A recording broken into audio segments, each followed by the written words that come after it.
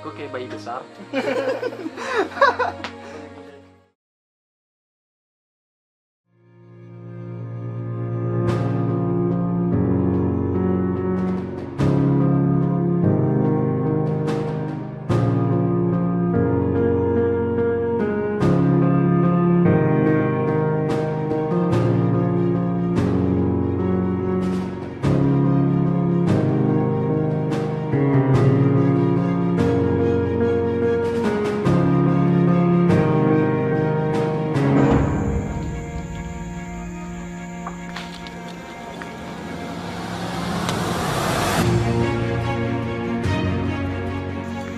Bonjour à tous, on se retrouve pour une vidéo en français, j'espère que vous allez bien.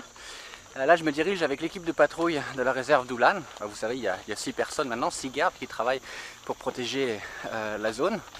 Là on se dirige toujours vers la zone la plus sensible, je vous en parle souvent, cette fameuse piste au sud de la réserve. Vous avez vu qu'on construit donc des infrastructures pour lutter contre les incendies. Mais là je vais vous montrer un des premiers postes de garde qu'on a construit sur la réserve, sur la piste pardon. Le but étant que les gars ils passent la nuit à chaque fois. C'est par roulement. Il y a 2 gardes qui vont rester dans ces postes pour gérer l'accès à la réserve par le sud. Parce qu'on pourrait avoir des risques que des braconniers, surtout à la recherche d'oiseaux. Vous savez que c'est une vraie plaie en Indonésie, ces fameux concours de chant où on capture les oiseaux à la colle. Voilà, donc on les veut évidemment pas dans notre réserve.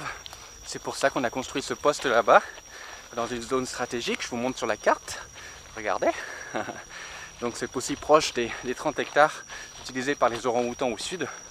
Donc voilà, un endroit important. Et c'est le premier poste, il y en aura plusieurs évidemment à l'avenir.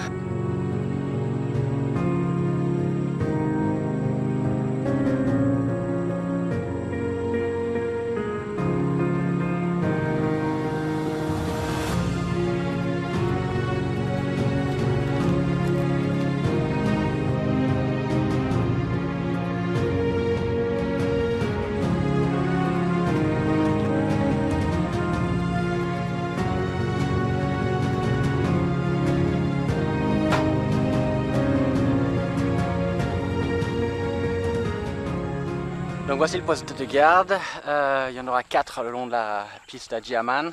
Donc le poste est là, la piste est là, et de ce côté là vous avez les 30 hectares, ces fameux 30 hectares. Donc ce premier poste est situé à un endroit stratégique, parce que d'ici on peut contrôler l'accès de ce chemin qui va au sud, et la piste, elle, qui va jusqu'à la rivière. On est à environ 1,5 km, 2 km de la rivière. Du fleuve Barito. Donc voilà, on gère 2 accès d'ici, on protège concrètement ces 2 accès.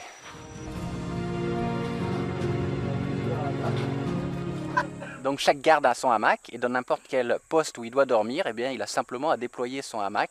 Donc c'est super pratique, et puis ça reste confortable, puisque ce sont des hamacs évidemment, avec moustiquaires intégrés. Donc à chaque fois qu'ils dorment dans un poste, ils sont toujours à 2.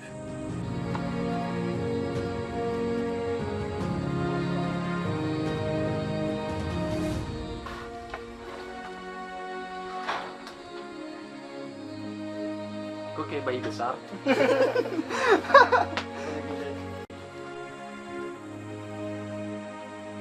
Pour vous, peut-être que c'est simplement une petite cabane en tôle, mais c'est important pour nous parce que ça marque le début d'une présence de Qalawet la nuit dans plusieurs endroits de la réserve. Jusqu'à présent, il y avait simplement le camp central qui se trouve près du lac et les gars patrouillent la journée. À partir de maintenant, eh bien, il va y avoir des gardes à différents endroits de la réserve, et c'est quand même très important, même si sincèrement il n'y a pas de grandes menaces.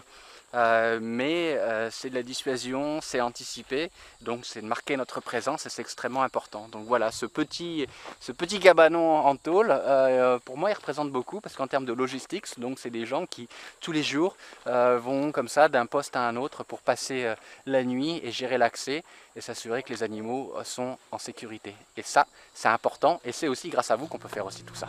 Merci beaucoup.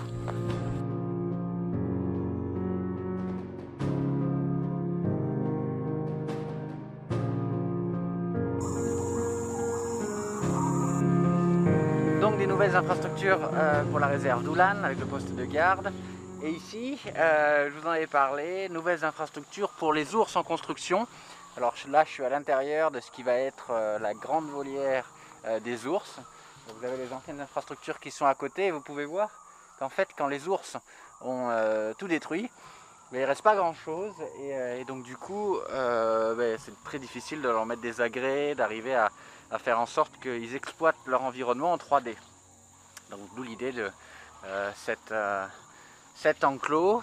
Donc vous voyez la hauteur, là-bas ça fait 6 mètres de hauteur et on va gérer comme ça tout cet espace avec des agrès pour qu'ils puissent justement exploiter tout leur environnement. En 3D, donc aussi bien pouvoir monter à 6 mètres de hauteur avec des plateformes, etc. Quasiment les agrès vont coûter aussi cher que la volière en elle-même, mais c'est pas grave. Et voilà, c'est un peu ce qui a provoqué en fait l'arrivée de Chopper, je vous en avais parlé. Donc voilà, ça avance vite. Je vais vous montrer des images avec le drone pour que vous ayez une idée.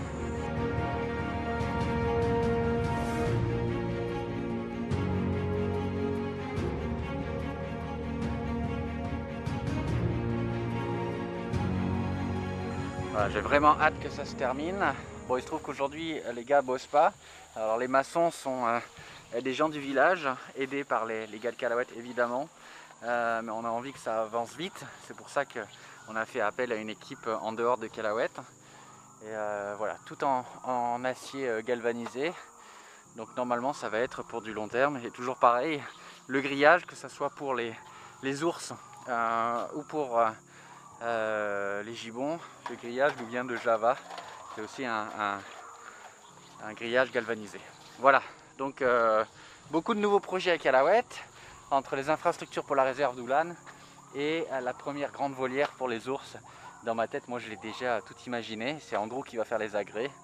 Ça va être, je pense, juste top et on va pouvoir vraiment faire en sorte... En fait, la volière va faire la même dimension au sol que les enclos actuels, mais comme on va pouvoir vraiment exploiter tout le volume, en fait ça va considérablement augmenter leur environnement, quoi. Donc c'est top, voilà. Et moi je vous dis à lundi prochain, au revoir, ciao.